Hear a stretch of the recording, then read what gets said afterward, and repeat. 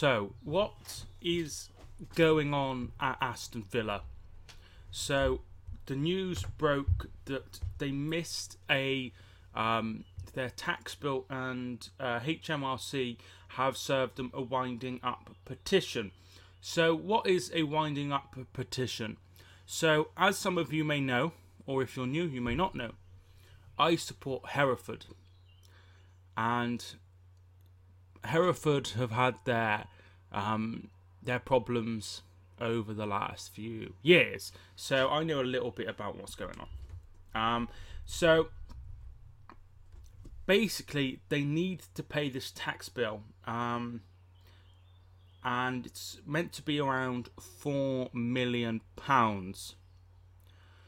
which doesn't seem a lot of money compared to what they've been throwing about, but apparently it's quite hard to get money out of China now. I believe they've put in some sort of like it's not easy to move out of the country. I'm not 100% sure why, but I know there's been like something's changed recently in the Republic of China to stop people moving money out of the country. Maybe it's to stop certain tax scams and fraud and things like that. So it's not easy to get money out of the country. So they owe $4 million, but that's not all of the problems. Apparently, there is expected to be more problems going forward. It's not expected to just be this. So, because of the problems, Keith Winnis, who is chief executive of the club, has been suspended by Aston Villa and will probably be leaving soon. Apparently, the Dr. Tony will be taking up the position himself, and nobody will be coming in. So, so this isn't looking good at the moment. So they failed to pay an overdue tax bill. So it goes on to say that they are in discussions of paying it, and there could be a situation where they pay it back in like installments. And Sky Sports are running the story where the club is looking for new investment. So the story goes like this: they're facing a very important week, a huge week, and there's been reports that he is looking for overseas or just normal seas investment, but it doesn't mean he will find that. Apparently, there's been a bid from the New York Yankees owner, who I do not know the name of. However, I do know that the New York Yankees own a bit of New York City FC. Now, that's got nothing to do with Aston Villa, but that has got something to do with Manchester City. So whether there would be not a conflict of interest for the FA, but there might be a little conflict of interest over Manchester City. They might not be, very pleased that someone who they've gone into business with in a different country could potentially be competing against them in the next few years. So they lost the playoff final, as everybody knows, well beaten by Fulham, who were down to 10 men. But they have spent a ridiculous amount of money over the last few seasons. So I'm just going to get up their transfers. So last year was 16-17. So we'll see who they brought in. So he took over after they were relegated from Randy Lerner, and it's so long ago. Roberto Di Matteo was originally manager before Bruce took over in October. So this is their spending spree. So they bought Tommy Elphick for $3 million. Perluigi Galoni, who I haven't heard of, 4.1. Tushibola, $5 million. Ross McCormack, $12 million.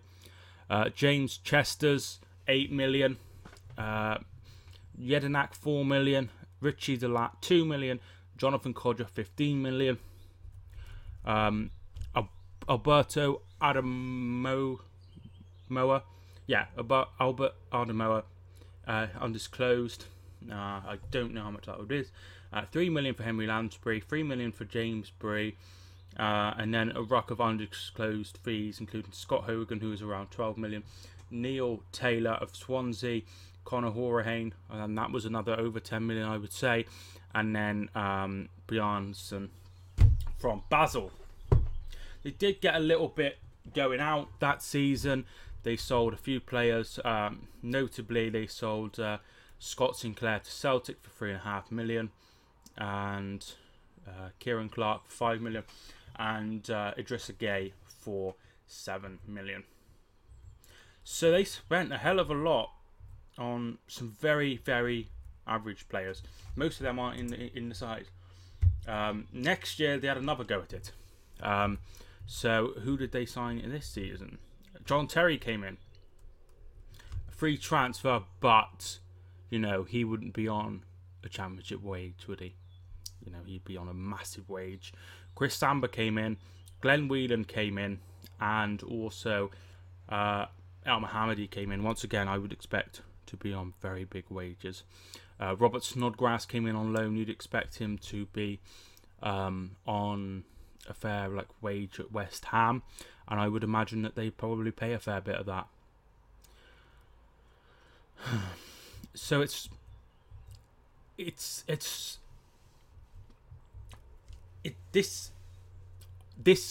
will always happen, because the Premier League is such a massive deal. You make 160 million, as you know, if you get promoted by the playoffs. The match is worth around 160 million pounds. To put that into perspective, that is a crazy amount of money. It's ridiculous just how much this game is worth. So teams continually just try and do whatever they can to get up, and this is something that has been on the cards for a while, where they spend a ruck of money and then don't go up. This has been on the cards for ages and then go into financial trouble. Aston Villa are a huge club, massive ground, and the semi-finals used to be at Villa Park back in the day in the FA Cup, and they've won the European Cup, they've won the league several times, they've won the FA Cup, and they have done very well over the seasons a while ago, but they are still a very successful club. This is always going to be on the cards, because someone at some point will go into trouble, and it's Villa. One thing they do have is some very, very, very good players. So you'd be thinking that what's his name? Jack Grealish. Jack Grealish could be on his way out of Aston Villa. There's been talks. A lot of teams are interested in him. He's a very good player. A very good player. You need someone who'd be quite hard on him and tough on him to get the best out of him, but he's still a very, very, very good player. He is very good, and I expect him to be sold this summer to make some funds. So who else have they got? Keenan Davis has done very well. He's very young as well. But most of their players are sort of that experience bracket. So people I put in, so Chris Samba, James Chesters, very good player, Elphick, Terry, Al Mohammadi. They're all very experienced players. There are a few players in this team that would get some money for. James Chester, I think, is a very, very good player. Grealish. Adamoah as well. So it's not like they've got no funds, but this isn't a problem necessarily with Aston Villa. It's a problem with English football. How has it come to this? what is the point in FFP? It's going to happen continuously, and I'm surprised it hasn't happened before. The lure of Premier League football is just going to get bigger and bigger and bigger, and more teams are going to throw more money at it and risk their financial stability to try and get promoted, which is fine if you do, but if you don't, then this happens. I hope that something good can happen from this. I think in the end Tony Shea, the doctor, will be selling the club. There's got to be something about overseas investors. I expect it to be coming out. I don't think that this is a problem. He clearly is not. I don't think he's been a bad owner to the club at all. I don't think it's anything like that. I think this is just, a problem that will always happen. I don't think this is, maybe we shouldn't have overseas investors and owners. I have no problem with that. I have a problem with the fact that this will continue to happen. The Premier League is too much of a draw. The Premier League will ruin so many clubs because it's so rewarding if you get there. So Aston Villa spent a long time in the top flight. So therefore, they would have players on big wages. And everything would be set up like a Premier League club. So you have things like, so let's just see. So if Huddersfield would have got relegated, they'd have a lot of players on contracts that they could afford. Maybe they would have relegation clauses. Not sure if Villa would have any relegation clauses. So if Southampton or West Ham, who both struggled, got relegated, they could potentially really risk being in financial trouble because of the wages they put out. And yes, you have the parachute payments, but the parachute payments are now gone. So they do need to keep an eye on everything. I have no idea how this will go. My club obviously went bust. This won't happen to Aston Villa. I guarantee it. Somebody will come in, even if they go into administration and lose 10 points. Nothing, there will be someone there. At the end of the day, it's Aston Villa, and they're a huge club and are a massive draw to investors and owners and people who want to, take over a club.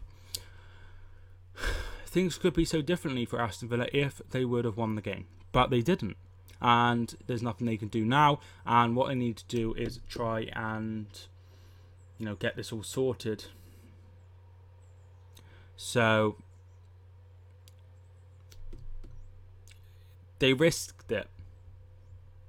Wolves have risked it.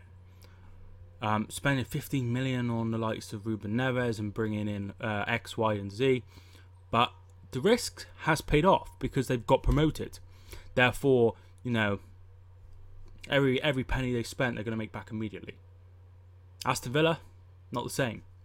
So there's been times, Newcastle United, they risked it as Mike Ashley came out and said. They brought several players. They brought the likes of Dwight Gale. They brought, what's his name? Matt Ritchie. And they brought several other players. They would have been in a little bit of trouble as well if they wouldn't have gone up, but they got up. And that's what the difference is. So if you're an Aston Villa fan, tell me your thoughts down below. Get involved down below. I try to reply to every single comment. I try to get involved with everybody that I can. Subscribe if you are new. Like this video. I am Mike, and I will see you soon.